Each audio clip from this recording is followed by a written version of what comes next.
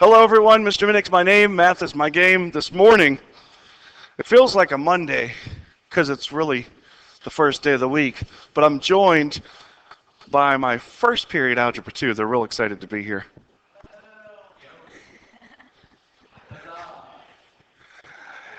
So we're in Chapter 1. We skipped over Chapter 1, Section 1. We skipped over Chapter 1, Section 2.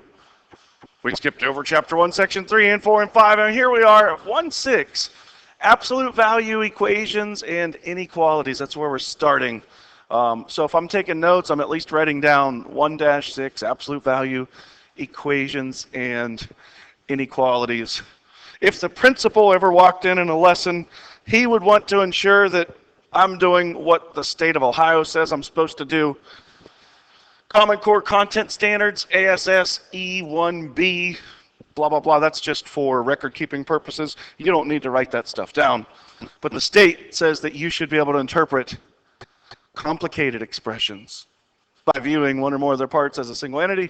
And the state also says you should be able to create equations and inequalities in one variable and use them to solve problems like you did on that pretest. So, the objective, what you should be able to do by the end of this, to write and solve equations and inequalities using absolute value. That, if you want to write that down, fine, you don't need to, but that's kind of where we're heading.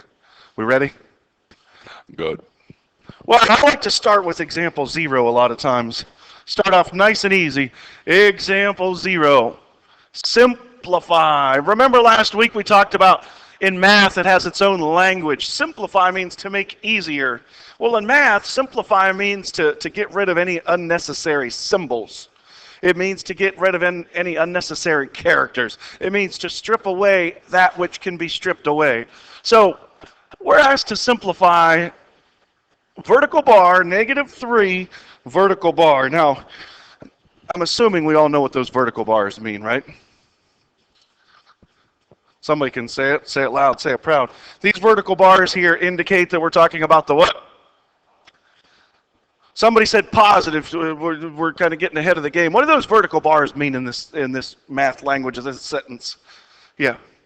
The absolute value, okay? So that means the absolute value. The absolute value. So what we're doing is we're finding, when it says simplify, it says find the absolute value of whatever number's in those bars. And what number's in those bars?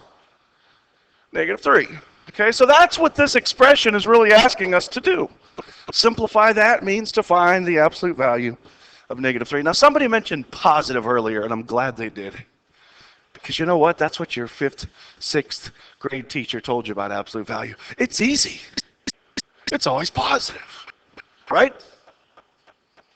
Absolute value should be easy money because everything's always positive. That's what they tell you. They lied.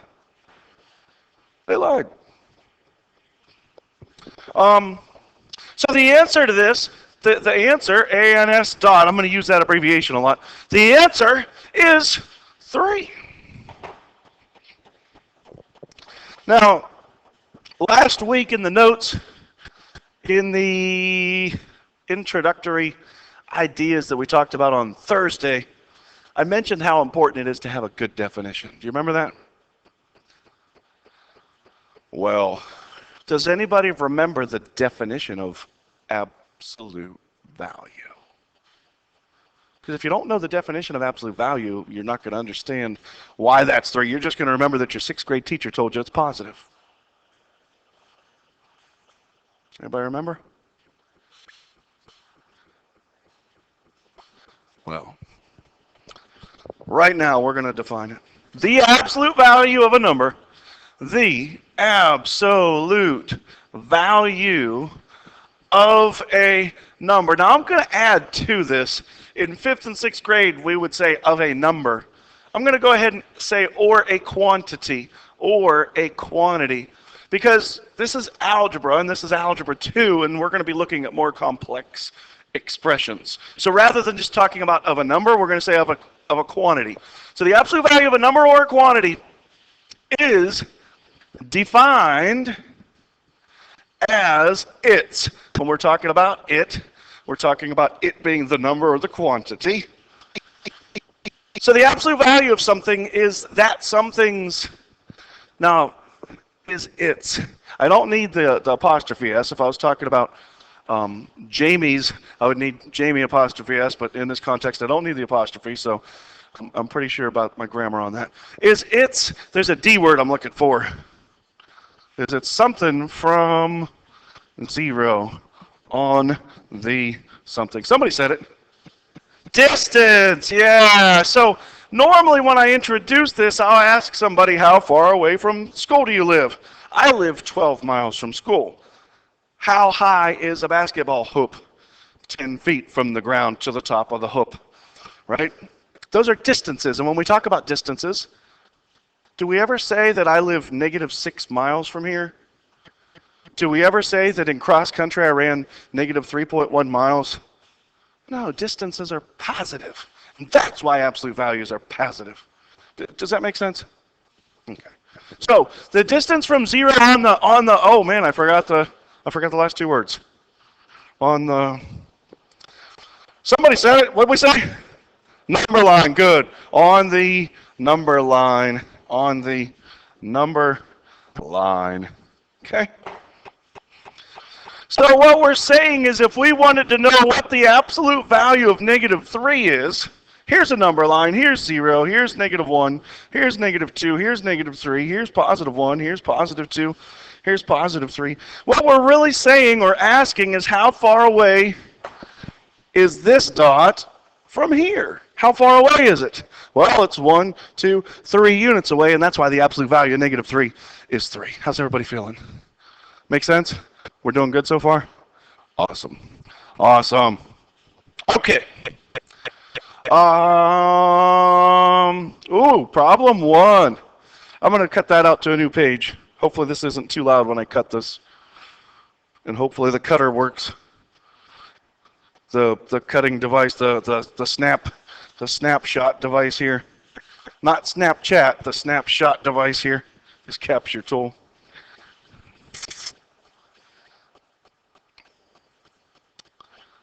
All right. Problem 1. I don't like when they call them problems because they're really not that bad. So it says, what is the solution of this? And graph the solution. I think that's a misleading question, honestly. I really think that's a misleading question. Anybody know why I think that's a misleading question?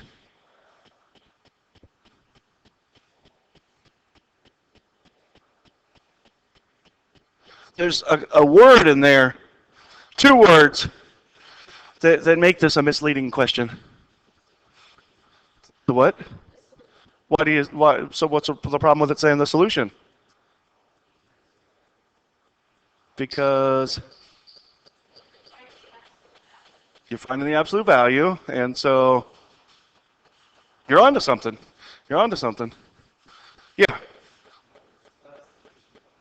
There's more than one solution, and it kind of implies that there is just one, but there's more than one in this. So let's rewind just for a second. Let's actually go forward into the future just for a second. Not future the rapper, but into the future in time. In chapter 2, section 6 and or 7, we're going to be graphing an absolute value function. Anybody ever see one of those things graphed? It's kind of cool what it looks like. When you graph it, it looks like a V. It looks like a V. The shape of that function when graphed looks like a V, like that. Everybody with me so far? So the deal is, that is a function. F of x or y equals the absolute value of x. That is a function, okay? Now, if I were to take that same thing and make it an equation, the related equation would say the absolute value of x equals 0. And the solution to that equation is that x equals 0. Now, that just so happens to correspond with a certain portion or part of that function. I don't know if anybody taught you this yet or not. Whenever we have a function, that function sometimes goes through the x-axis and sometimes it doesn't. Wherever the function goes through the x-axis, if we had something that looked like that, for instance, and the function went through the x-axis right here and right here, the x-coordinates where the function goes through the x-axis are the same thing as the solutions to the equation that's related to the function. Does that make a little bit of sense? So let's think about an absolute value functional equation. How many solutions would this have? How many solutions would this have? Wherever this thing goes through the x-axis, does this thing go through the x-axis? No. How many solutions would that equation have? None. If we had something that looked like this, how many solutions would there be? One. If we had something that looked like this, how many solutions would there be? Two. Does everybody see where we're going with this? So the deal is, when we're looking at problem 1 here, it's going to have 2 solutions. How did I know that? Well, I know that because I know, and you don't need to do this. We're going to do this in chapter 2, section 7. If I had the function, the absolute value of 2x minus 1, and then brought this 5 over, it would be minus 5. And when I graph this thing, it's going to be translated down 5 units and to the right 1/2 of a unit. And the graph of this function is going to look something kind of like this. And there are going to be 2 solutions to this. Now, I think everybody could find one of them real easy. The problem is half of you, and I don't want to be right about this, but in years past I usually am. Half of you are gonna take the shortcut to the other solution. So here's my answer. The solutions. We know that there's solutions. It's going to be 2 of them. So a lot of you would probably say 2x minus 1 is 5. So 2x equals, we'd need to get that minus 1 to the other side of the equation, right? So 2x equals 6, and then you would divide by 2, so x equals 3. And 3 is one of the solutions to this equation. Oh, but absolute value. The absolute value of negative 3 is 3, and the absolute value of 3 is 3, so the other answer's got to be 3, right? Negative 3, right? It's not that easy. It's not that easy. It's not that easy. There's nothing wrong with what we did here, okay? Nothing wrong with what we did there. So here's where math and understanding all the ideas behind it and understanding the language of math helps figure things out. That expression is saying that 2x minus 1 is 5 units away from 0 on the number line. So when we wrote that first equation, 2x minus 1 equals 5, we're representing this idea, 2x minus 1 is 5 units away. This interpretation here is represented in that equation. Is everybody cool with that? Where people mess up is they want to say, well, the other answer is negative 3. No, it's not. How do we get the other answer? We do what? We got to do the negative problem and the positive problem. So the deal is, if we were out here at negative 5, 2x minus 1, 2x minus 1, 2x minus 1 could also equal negative 5, right? So the deal is we have to set up 2 equations. One equation is the exact same as what we started with, just without the bars.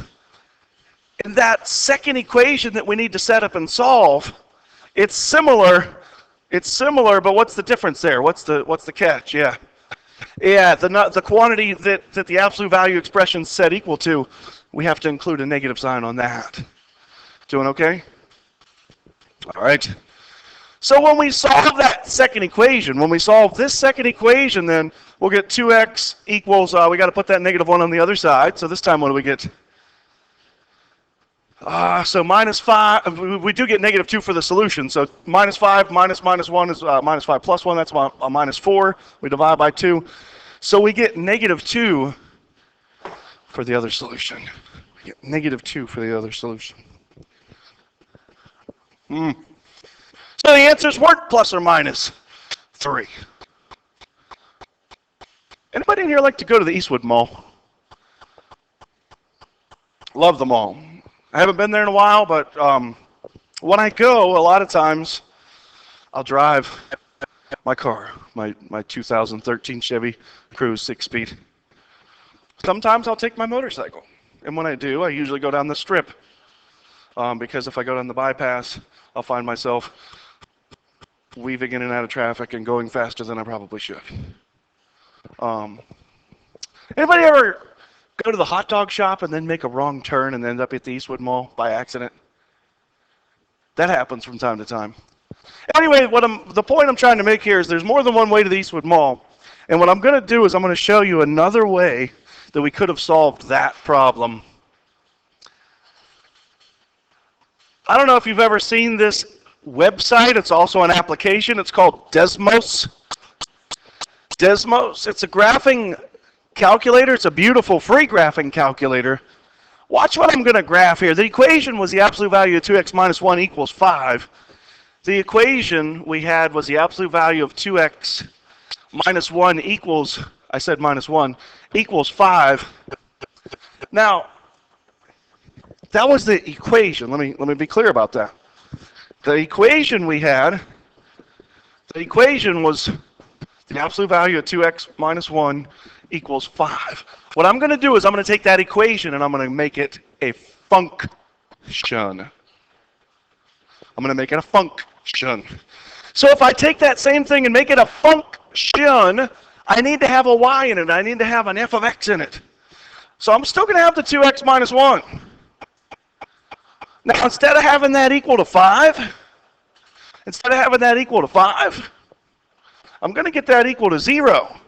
So what I need to do then is I need to somehow, some way keep coming up with funky stuff every single day to make this function. I'm going to bring this 5 over, right? So when I do that, isn't it going to be a minus 5? Everybody with me? And instead of equaling 0, when I make it a function, I'm going to set it equal to y. So what I've really got then is y equals the absolute value of 2x minus 1 minus 5. See that? Catch what I did? Real big idea here. Real big idea. So, here's the dealio. Here's the price of rice. When I graph that function, what did we say about the function is the same as the solutions to the equation? The, what part? Where it goes through the x-axis. And the cool thing about Desmos is I can actually click there, and it'll give me the coordinates, and we're looking at the x-coordinate there. The x-coordinate's -2. What was one of our solutions? Oh, -2. And the other x-coordinate is 3, and the other solution was, oh my gosh, you mean I could solve these by graphing? Well, yeah, you could. What do you think? Okay. Well, maybe I have a feeling you're not impressed. So let's try another one.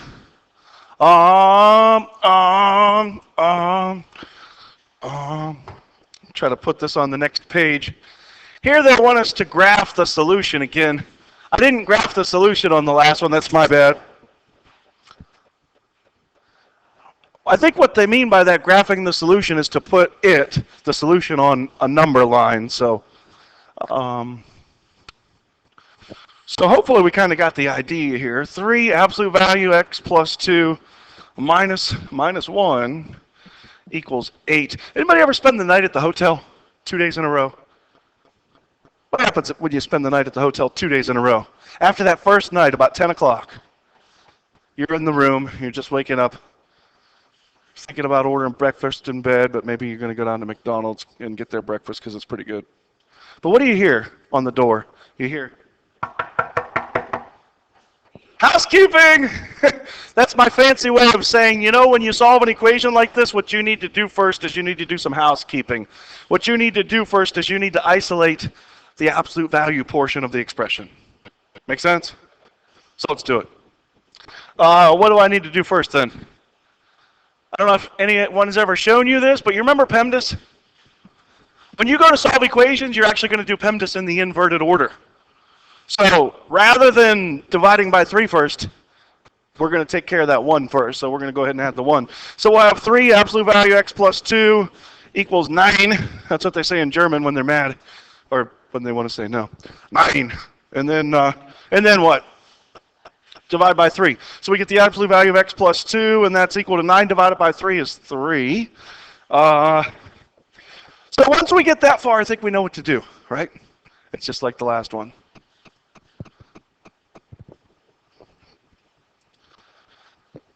Now it's just like the last one. So our answers, our solutions, we're going to set up two equations, right? It doesn't matter how you set the equations up. Maybe you want to set up the positive one here, x plus 2 equals 3. So x is, what's that solved to be? X plus 2 equals 3 gives us what?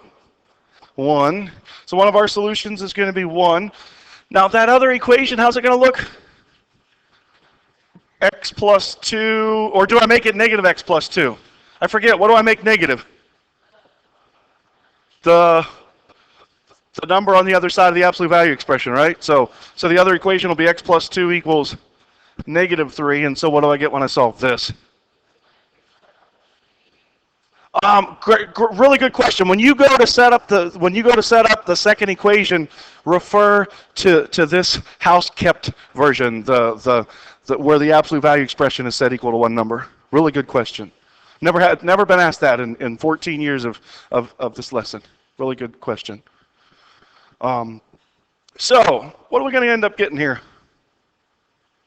We'll have negative 3 and we take away 2, so what do we get? Negative 5, right? So negative 5 and 1 are our solutions. Now, I didn't follow the directions. I'm a bad reader. I'm a poor reader. The directions, asked us to solve it in graph. So on the number line, I'm not expecting anything spectacular with your number line. Just a line, you know, a ray going one way, a ray going the other way. Smaller number on the left, negative 5. Bigger number on the right. Now, since this is what the solutions are equal to, how do I represent that visually, graphically? I put a 0 or a dot, and this dot's either going to be open or closed. Isn't it going to be bubbled in? Because it's equal to those, right? How's everybody feeling? Good? Good. Okay. So, on the quiz that you're going to take over this, you know what one of the questions is? Find the absolute value of something? Yeah. And another one is explain how many solutions an absolute value equation could have. Ooh. How many solutions could an absolute value equation have? It could have 2. How many else could it have? It could have 0. How many else could it have? 1. Something to think about. All right. Oh, snap. Did you hear about the Rice Krispie guys from the Rice Krispie? You know the Rice Krispie, Snap, Crackle, and Pop, right? This is a bad joke. I'm sorry if it offends anybody, but I'm going to tell it. They were involved in a house fire. Ironically, Snap crackled, Crackle popped, and Pop, well, he died of smoke inhalation. Anyway, that was really bad. I'm sorry if that offended anybody. Extraneous solutions. Extraneous solutions. It's weird. It's one of those things that I don't know. It seems legit. It seems legit, but it's not. It seems legit. It seems like we did everything in our power to get the right answer or answers, but something along the way went awry. Something bad happened. A solution derived from an original equation that's not a solution. In other words, we do some math, we get 2 answers. They both seem right, but if we go back and check them, something isn't going to satisfy the original equation. So, I wonder what's in store in our next problem. We're going to be studying extraneous solutions all year. All year. Oh.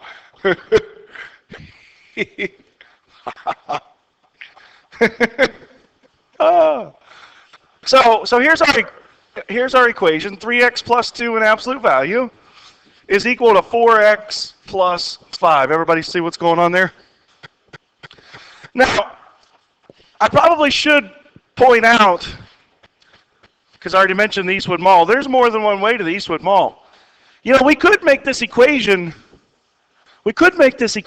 one function, or we could look at each component of this equation as a function in and of itself. What I mean by that is if we were to graph each one of those individual expressions as a function, so the one highlighted there in the blue highlighter, graphed, it's going to be translated to the left 2/3 of a unit. So it's going to kind of look something like this, okay?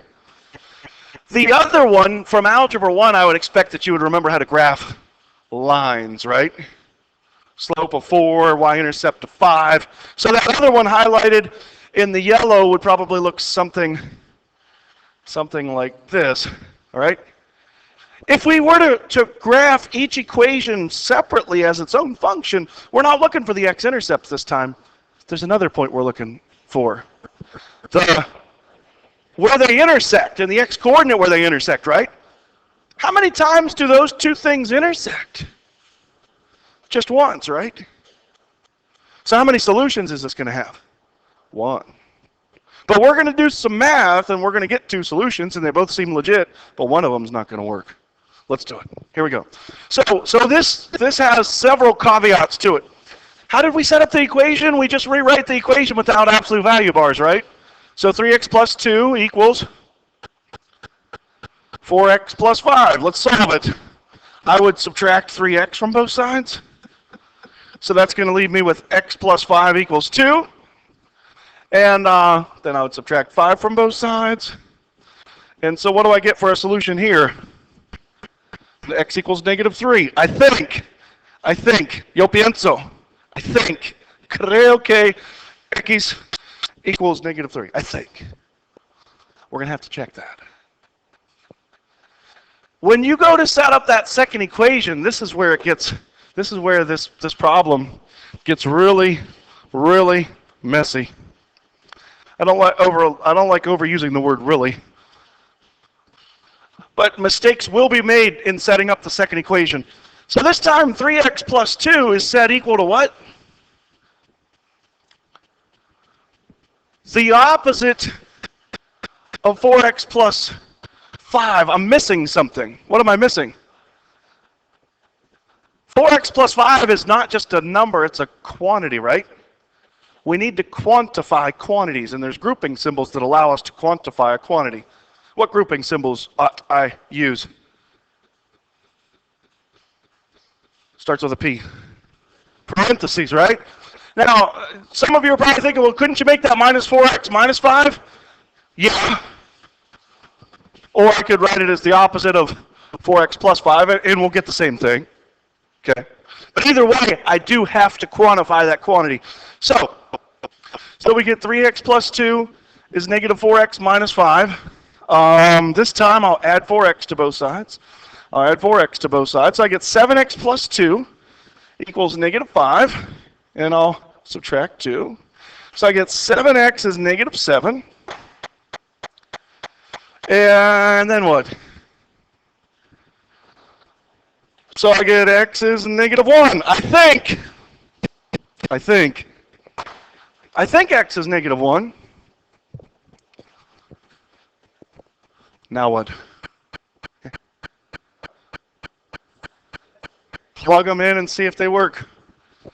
So we got to ask ourselves, is the absolute value of 3x plus 2 equal to 4x plus 5? Is that true? Well, let's find out. If we check this one over here, the absolute value of 3 times -3 plus 2, is that equal to 4 times -3 plus 5? I get -9 plus 2. That's the absolute value of -7. Is that equal to -7?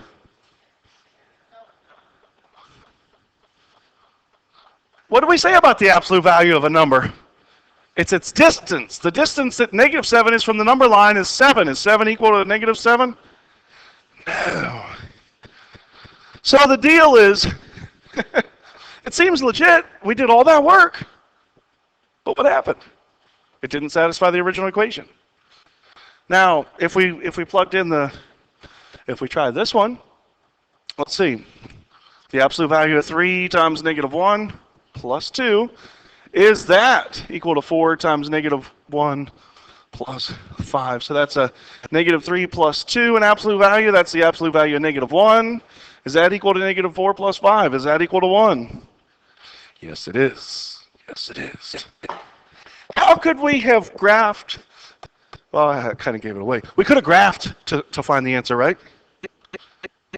So let's see what that looks like on Desmos. Absolute value of 3x plus 2. Absolute value of 3x plus 2. So there's my one function. My other function is 4x plus 5. And remember, we're looking for the x coordinate where these things meet, right? The x coordinate where they meet. And there it is, negative 1. What do we think about solving by graphing? Isn't that the bee's knees? Isn't that the horse's pajama? The cat's meow? I think it's awesome. Okay. All right. Well, inequalities. Inequalities.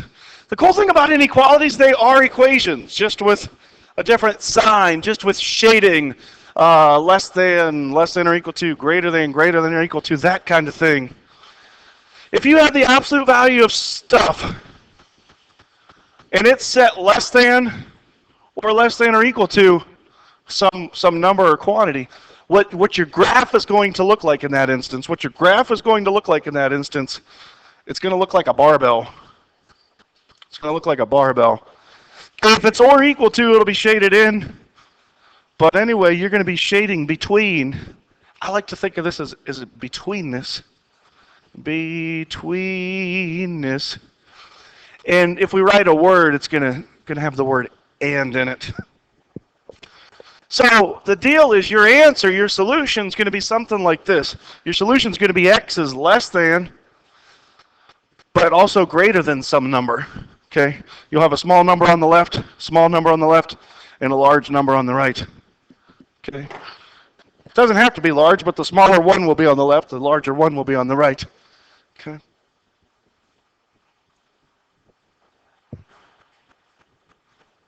I have a feeling we're going to only have time to solve one of these. Now there is another type to this. There's another type. Suppose we have the absolute value of stuff, and that's set greater than or equal to some number. This one's not going to be an and. Anybody remember the word that's used in these ones? Or. This is going to be an or situation. So again, might be circled, it might be darkened in, it might be not, depending on if it's or equal to or whatever. On these, when we have our answers, we're going to shade like this, and we're going to shade like this. To me, that kind of looks like a rowboat. Or, rowboat. You see the oars of the rowboat? Can you picture somebody in their boat here, out on the water? Row, row, row your boat gently down the stream. Okay. So your solution here is going to be x is greater than or equal to a large number. Or x is less than or equal to a smaller number. Okay. So that's kind of what happens with absolute value inequalities. And we're going to have to talk more about those on tomorrow, because we only have time to solve and graph one of these. We ready? Okay. Alrighty then. I feel like Jim Carrey. The absolute value of 2x minus 1 is less than 5. Hey, do you remember when I mentioned about functions before? Remember when I mentioned functions? Just for the heck of it real quick, if I made this 2x minus 1 is, and then minus 5 is less than 0, which is less than y, but I wanted to translate that into Americanese, I would really be saying that y is greater than the absolute value of 2x minus 1 minus 5. So what I would have is something like this. I would have a graph that kind of looks like this. And it doesn't look like that. That's my bad. The graph would kind of look like this. Would I be shading above or below that graph?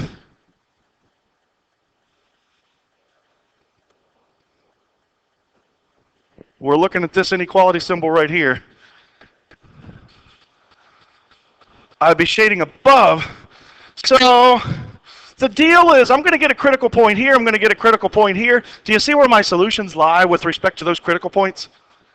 Does this kind of help solidify that and situation, that betweenness situation? I'm going to go right to my answer. Check this out. I'm going to go right to my answer before I do anything else. My answer is going to look like this. Here's a small number. Here's a big number. Not equal to, open circle, less than. I'm shading between. I could probably get an answer on a multiple choice test question without even working out the problem, just by knowing that. You feel what you picking up what I'm putting down here? Good. Okay. So I've got to set up two expressions. The one expression, 2x minus 1, is less than 5. The one expression is identical. Just drop the bars. 2x is less than 6. X is less than 3. 3 is my big number. There we go. How did I know that's the big number? Well, you'll see why in a minute. Now, you got to have two careful points when you set up that second equation. When you set up that second equation, it's 2x minus 1. 2x minus 1, you got to watch on two accounts here. 2x minus 1 is what? Is greater than negative 5. Do you see those two things you got to watch out for? And we'll talk more about why tomorrow if there's questions, because I'm sure there are. So we get 2x is greater than negative 4. X is greater than negative 2. Negative 2 is my smaller number. There's your graph. If I wrote my answer, I would say that x is between negative 2 and 3. Okay, that's it. It's been real. It's been fun. If there's questions, we'll answer as many of them as we can tomorrow. Hope everybody has an awesome day. And each individual class will have their own unique homework assignment. See you next time. Good.